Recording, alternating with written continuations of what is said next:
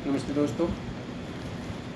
आइए दोस्तों चर्चा करते हैं फिर एक बार हम कल से संबंधित वीडियो पर ही, जो कि दिल्ली के द्वारा लिया गया स्टे डॉग को लेकर फैसला आया है, जिसमें दिल्ली सुप्रीम कोर्ट ने कहा है कि जो दिल्ली के आवारा डॉग्स हैं, स्टे डॉग्स हैं, उनको पकड़कर 8 सप्ताहों में शहर से बाहर किसी जगह पे रखा जाए और उनको आजीवन वहीं रखा जाए, वापस शहर में ना छोड़ा जाए। तो इस फैसले को आइए हम समझते हैं, ये फैसला किस हद तक सही है और गलत है। सुप्रीम कोर्ट कहता है, दिल्ली सरकार कहती है कि उन्हें दिल्ली की परवाह है, दिल्ली के जनता की परवाह है, दिल्ली के छोटे छोटे बच्चों की परवाह है जिनको डॉग काट लेते हैं, जो रेबीज़ के आए दिन केस आते हैं, उसको लेकर ये फैसला लिया गया है। तो सबसे पहली बात कि जैसे कि हमने कल के वीडियो में बात की थी, दिल्ली में आवारा डॉग की संख्या लगभग 10 लाख है, जिनको पकड़ना 8 सप्ताह में लगभग नामुमकिन जैसा है। चलिए मान लेते हैं हम कि सारा जी जान लगा के सरकार और जो सरकारी कर्मचारी हैं, जो नगर पालिका है, वो सारा जी जान लगा के सारे डॉग्स को पकड़ भी लेती है। तो क्या ये संभव है कि 10 लाख को डॉग को रखने की व्यवस्था 8 सप्ताह में की जा सके? चलिए मान लेते हैं ये भी संभव है, लेकिन 10 लाख जो डॉग्स हैं उनको रखने के लिए जो खर्चा है, जो एस्टीमेट बनाया गया है, जो एक लोगों ने आंकड़ा निकाला है, वो लगभग 15,000 करोड़ निकलता है। 15,000 करोड़। अब एक तो हमने इतना अमानवीय फैसला लिया कि उन डॉग्स को पकड़ के किसी एक जगह पे ठूसना, जो बेचारे बेजुबान हैं। दूसरी बात, हम उन पर 15,000 करोड़ रुपया खर्च करेंगे। हम 15,000 करोड़ रुपया खर्च करेंगे, भारत। मैं उसी भारत की बात कर रहा हूँ जिस भारत में आज 80,000 करोड़ लोग सरकार के मुफ्त राशन पर पल रहे हैं।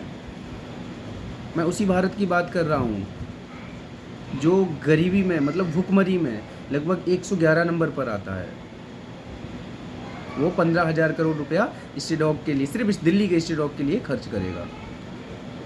चलिए ठीक है, मान लेते हैं करते भी हैं।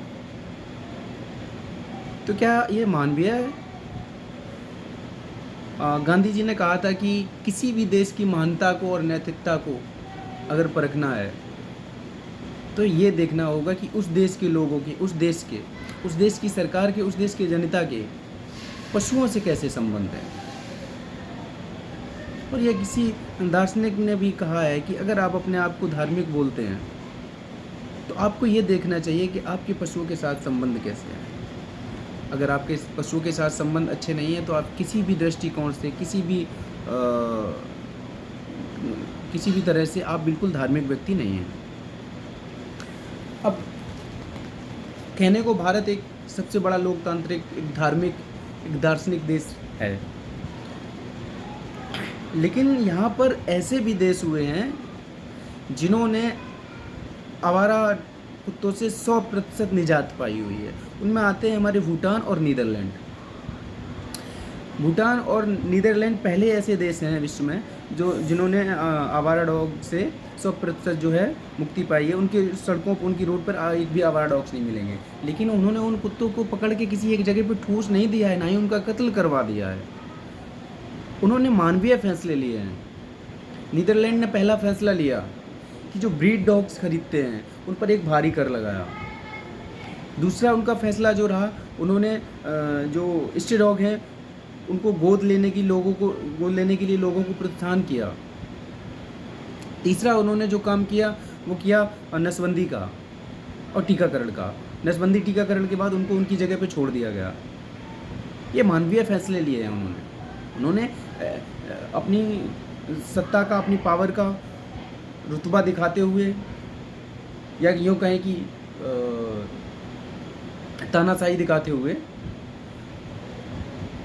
बेजुबानों के लिए इस तरह का फैसला नहीं ले लिया जो उनके फैसले को अमानवीय भी दर्शाए और अनैतिक भी दर्शाए, और ये वैज्ञानिक दृष्टिकोण से भी सही नहीं है।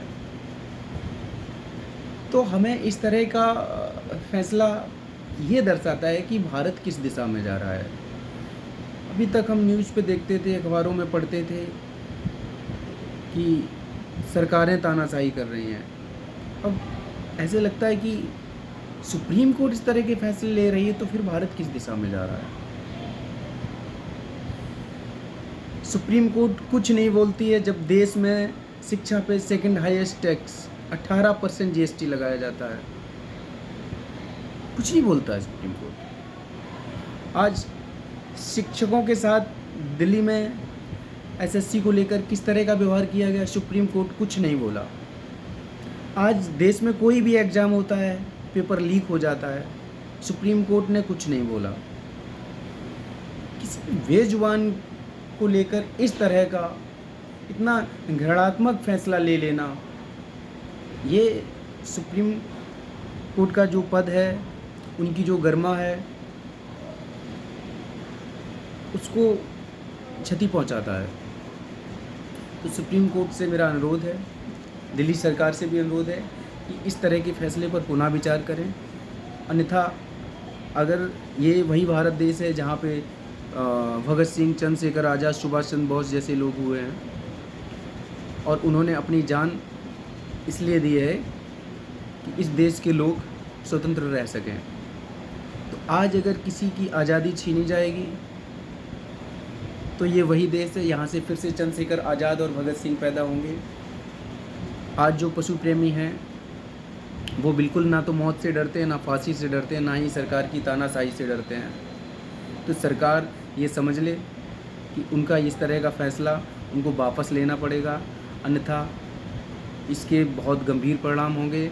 आज सुप्रीम कोर्ट के इस फैसले से, दिल्ली के इस फैसले से जो देश है वो उनकी लगभग 2 भागों में बंटता जा रहा है।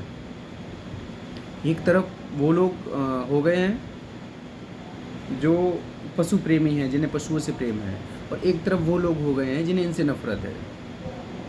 एक पशु चिकित्सक हैं डॉक्टर हरअवतार सिंह, उनका कहना है कि डॉग्स मोस्टली एग्रेसिव होते नहीं हैं, हमें उन्हें समझना होता है। आपने देखा होगा कि कुछ कचड़े वाले आते हैं, डॉग्स उन पर भौंकने लगते हैं, तो हमें उनकी स्थिति समझनी होगी कि दरअसल उनकी समस्या क्या है। और डॉग का एग्रेसिव होना लगभग 90% डिपेंड करता है कि डॉग जिस सोसाइटी में रह रहे हैं उस सोसाइटी के लोग कैसे हैं। सुप्रीम कोर्ट को नहीं पता क्या कि आए दिन हजारों केसेस आते हैं डॉग के ऊपर बाइक चढ़ाने के, उनके ऊपर पत्थर मारने के, उनकी टांग तोड़ देने के, उनका पैर तोड़ के उनकी जान ले लेने के। उनके साथ इस तरह का अमानवीय व्यवहार हो रहा है, वो सुप्रीम कोर्ट को या दिल्ली सरकार को कभी नहीं दिखा। हाँ, सिर्फ ये दिख गया कि उनकी आबादी बढ़ गई है, वो लोगों को काट रहे हैं, बस इतना। आपसे मेरा पुनः